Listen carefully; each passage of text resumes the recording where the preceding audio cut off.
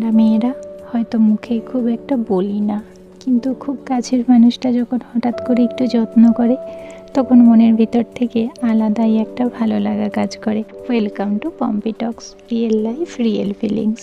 প্রত্যেক দিন তো তোমাদের সঙ্গে আমার রান্নাঘরের গল্প শেয়ার করি, আমি রান্না করছি, গল্প করছি, নানান টপিক নিয়ে তোমাদের সঙ্গে কথা বলি। কিন্তু আজকে রান্নাঘরের দায়িত্বে ছিল আরেকজন। যদিও এরকম সৌভাগ্য আমার বছরে খুব বেশি হলে 2-3 বার হয়, তা বললে ও আমাকে কিছু করে খাওয়ায় না তা কিন্তু একদমই নয়। প্রায় প্রত্যেক দিনের কফিটা ওই বানিয়ে দেয়। তবুও জানো তো, মাঝে মধ্যে এরকম একটু আদর, একটু কেয়ার, এগুলো আমাদের মেয়েদের কাছে ভীষণ স্পেশাল লাগে।